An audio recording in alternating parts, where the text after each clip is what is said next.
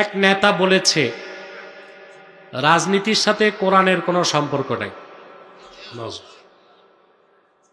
এই নেতারই যদি জিজ্ঞেস করেন সূরা ফাতিহার তরজমা কি, ওর কিন্তু মাস্টার স্ট্রোক করবে।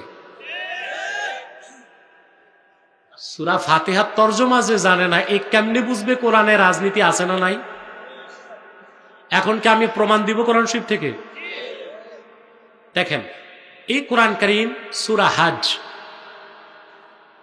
আল্লাহ 41 নম্বর আয়াতে বলেছেন, আল্লাযীনা ইম্মাক্কান্নাহুম ফিল আরদি আকামুস সালাহ ওয়া আতাউয যাকাহ ওয়া আমারু বিল মারুফ ওয়া নাহাউ আনিল মুনকার ওয়ালিল্লাহি আকিবাতুল উমুর। যদি আমি মুহাম্মদ সাল্লাল্লাহু আলাইহি ওয়াসাল্লামের ঈমানদার উম্মতদেরকে রাষ্ট্র ক্ষমতার মালিক বানাই, তারা নামাজ প্রতিষ্ঠা করবে, যাকাত আদায় করবে, সৎ কাজে আদেশ করবে, অসৎ কাজে নিষেধ করবে, তা আপনি রাজনীতি করবেন না, রাষ্ট্র ক্ষমতায় যাবেন কেমনে? কথা বলেন, সম্ভব? আল্লাহ তো মুসলিমদেরকে রাষ্ট্র ক্ষমতায় যাওয়া আর কোরআনের বিধান দিয়ে রাষ্ট্র চালানো অবিসম্ভাবী ফরজ করে দিয়েছেন।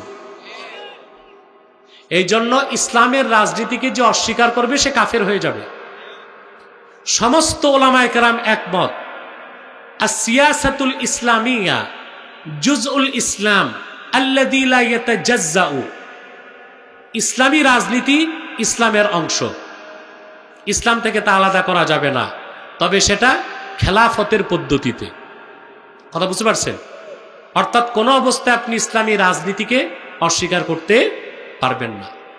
তারপরে কোরআন কারীমে খেলাফতের ব্যাপারে আল্লাহ বলছেন না?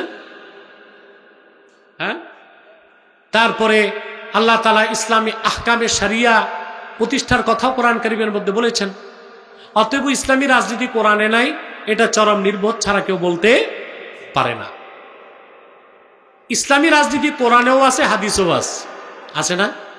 কথা বলে না।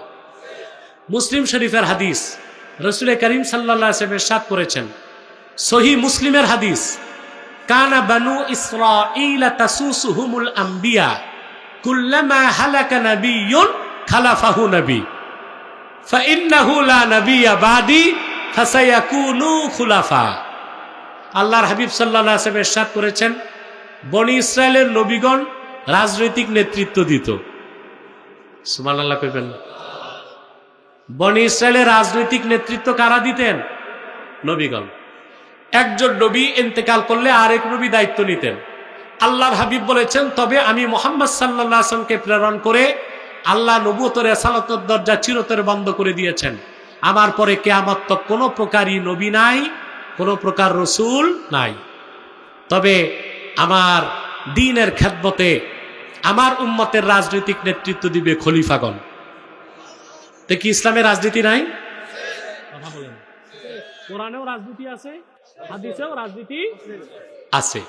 অতএব যেই নেতা বলছে এটা মূর্খ মানুষ।